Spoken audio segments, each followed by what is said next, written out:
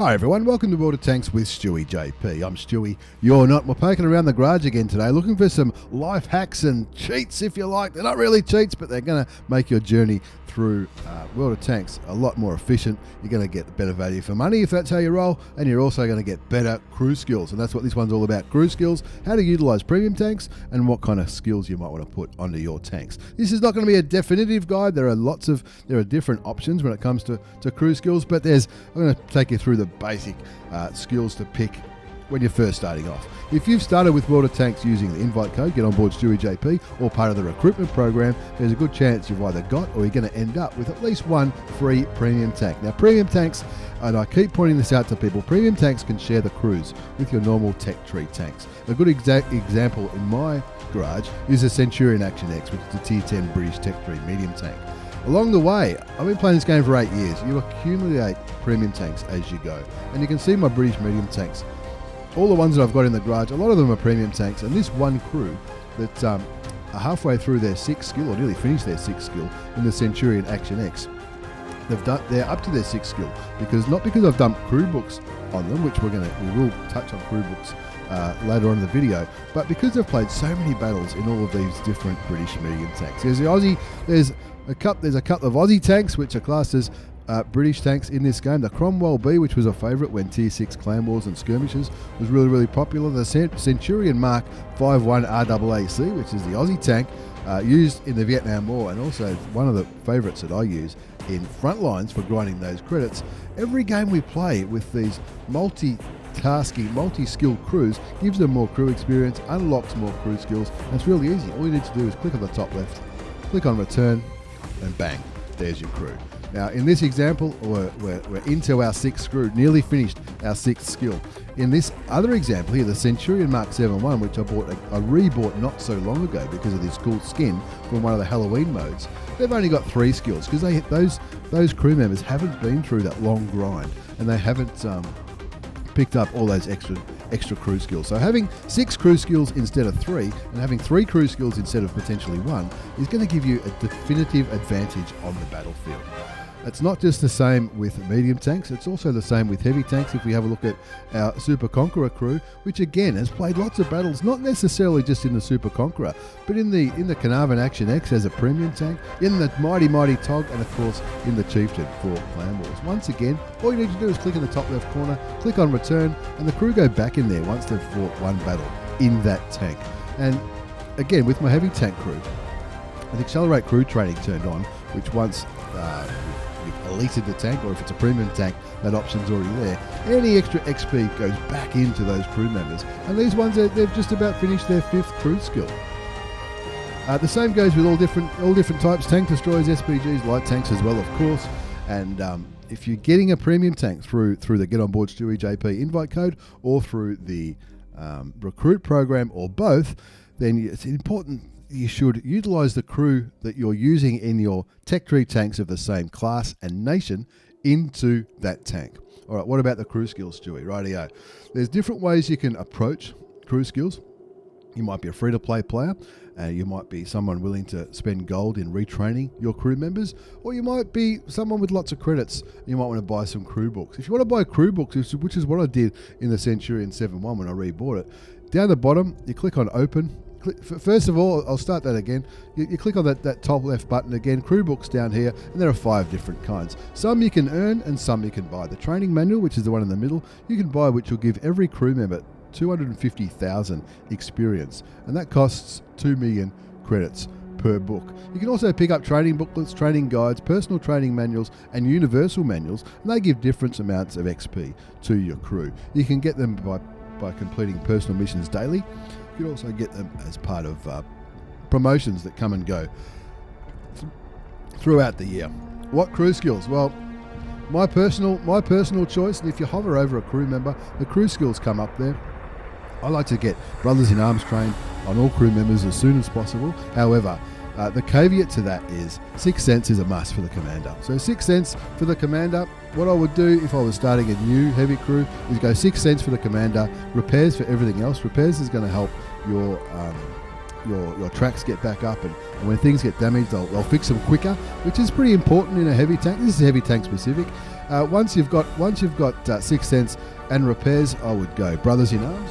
You can, with some of the crews, there are crews and perks. A perk such as 6th Sense only works when it comes up to 100%. If it's at 99%, it might as well be 0. That's why so many people train repairs first and then drop it, retrain it for gold or credits, and then put a perk on. Because with something like repairs, which is a skill, a repair skill starts working at 1%, not 100%.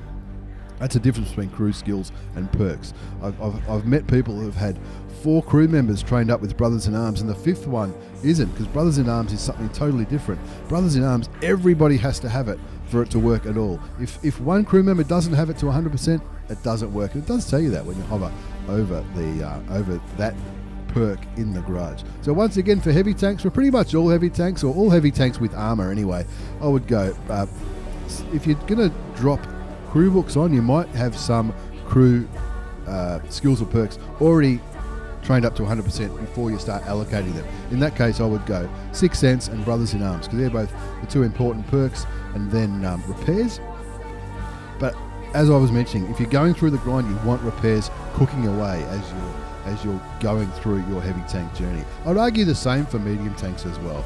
After that, probably look at things like recon and situational awareness for view range.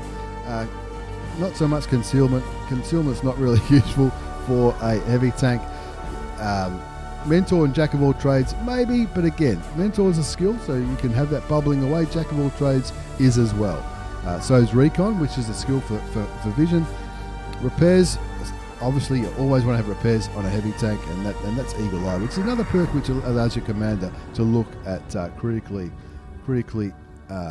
injured modules. Firefighting is another one. If you're not sure, if you've already got everything, whack firefighting on by all means. For the gunner, snapshot's another good skill, because it'll mean he'll be shooting a little bit more accurately. Smooth ride for a driver, and clutch braking probably a little bit later on, as well as off-road driving, at least for a heavy tank. For the loader, again, with the loader, some loaders have got situational awareness. Situational awareness is a radio operator skill, but situational awareness with a tank that doesn't have a radio operator, sometimes it goes to the loader, sometimes it goes to the commander, and I think there's a few odd ones which go to other tanks. But again, for the loader, you're going to want Brothers in Arms up first. Safe stowage is another one which I think is not as important now, since the repair kits are reusable, but it's still, in some tanks, you're going to want to get the safe stowage as well. But in general, for heavy tanks, you're going to want 6th Sense for the commander, everyone else repairs, and drop that. If you're a free-to-play player, maybe drop it for credits, or dump some, what's what I'm looking for? Crew books on them for Brothers in Arms, and then start on repairs again. Once repairs are done, then you look at your then you look at your view range ones for your commanders, your snapshot for the gunner, and the one for the driver that we were just talking about, smooth ride and stuff like that, which is going to make your gunners shoot a lot more accurately. For our medium tanks, and we'll get back, where's the Aussie tank? We'll get the Aussie tank up. Again, for the commander, Brothers in Arms and 6th Sense essential. After that, I'll be looking at repairs, and then start cooking away those other skills, like maybe Eagle Eye, recon, mentor. That's all going to help your other crew. Of course, with this one, with this guy, we're sort of running out of skills to pick, and that's a good problem to have. That's what you want to have. If you're one of your crews that are really cooking along, that's what you want. It's a good problem to have. You want to be running out of skills to pick, because it means you're doing better than your opponent. So for the commander, once again, 6th Sense, Brothers in Arms and repairs. Remembering Brothers in Arms has to be on everybody for it to work at all. And then look at your Eagle Eyes, your recons, and your mentors, those kinds of skills. For your gunner, once again, Brothers in Arms and repairs, and then you're looking at Deadeye, designated target, all those other ones. They're the first 2 proper ones that you really want for it. Has this gunner got? Oh no, he's got all of them. He's got the snapshots there as well. They're the ones you want. For your driver, again, brothers in arms and repairs, and then look at your smooth ride and your clutch braking. For your loader, once again, medium tanks and heavy tanks, pretty similar. Brothers in arms and repairs are the ones that you really want, and the rest are all going to be bonuses. Situational awareness is a better one than adrenaline. I'm not sure why I've got this guy trained up in situational awareness only at 74%, but that's going to help you view range as well. For tank destroyers are a little bit different because some tank destroyers are more heavily armoured and in for a fight, in which case you could probably go for exactly the same as the mediums and the heavies, brothers in arms repairs with 6 cents on the commander. But others might be a little bit more stealthy. The FV4005, you can see our guys are on about 4 skills, and once again we've gone with 6 cents, brothers in arms, recon and situational. I haven't got repairs on the driver. That's an interesting one. Would have thought I would have had that one. That'll be the next one for him anyway. And again, I've got situational awareness trained before recon. Well, I've done it the other way around, which is wrong. I should change that, and I probably will change it one day soon. But situational awareness is better than recon if you've got the option for the two. But again, you're going to want anything that's going to make your reload time better, which is brothers in arms. And of course, brothers in arms helps everything. But for tank destroyers, you want to keep that gun singing. And even if it's a big derpy one, like the FV4005, or if it's a faster firing Badger, you want the brothers in arms to keep shooting. Of course, 6 cents is always the right one to do, and then all of your other skills as well. For light tanks, it's a little bit different. Light tanks, of course, play a totally different role. This is the mighty Manticore. Light tanks is all about vision and camouflage. So brothers in arms and 6 cents, obviously. Situational awareness for your vision. Concealment, which is a camouflage, so the enemy is going to have a harder time spotting you, and recon and situational awareness for the vision. Of course, you're going to want your off-road driving and all that kind of thing, but with a light tank, repairs might not be so highly valuable. SPG, I think the main one with SPG, and I'm no XPG expert, the main one with SPG is brothers in arms, because that's the only skill that's going to make you shoot and aim faster. All the rest, vision isn't really that important. It's not certainly as handy. 6 cents definitely handy, but once your 6 cents goes off in artillery, it means you're about to die anyway. Concealment, absolutely, and maybe your vision ones as well. Deadeye to do some more damage to your opponents, and maybe even designated target. Looking at some of the crew skills on SPGs aren't utilised too much, such as repairs. If you're using your repairs, then you're probably about to die anyway. Hopefully, this has been pretty clear. Life hacks with StewiejP. The most important thing you want to get out of this is share your crew skills amongst your premium tanks. Don't have a new crew for every single tank in your garage. Retrain them as you go up the ranks, whether it's with credits or with gold, depending on your situation. And with your premium tanks that you pick up along the way, use the same crew in a British medium tank. Can use any British medium premium tank. Doesn't matter what it's trained for in the tech tree. Hopefully that makes sense. If it doesn't, leave a comment below if I'm right. Leave a comment in below if I'm wrong. Tell me where I've stuffed up. Now, please, those crew skills that I was showing you in my garage, use it as a guide. Some tanks are a little bit different. There's a few guides out there, but in general, I think I'm pretty right, at least with the heavies and the mediums. Brothers in arms and repairs, 6 cents, of course, for the commander, and then look at your vision and your gun handling skills. There's quite a few options out there, so I encourage you to have an explore, have a play in your garage, have a look around, and get the most out of your World of Tanks experience. Hopefully this guide's been helpful, and hopefully I haven't waffled on for too long.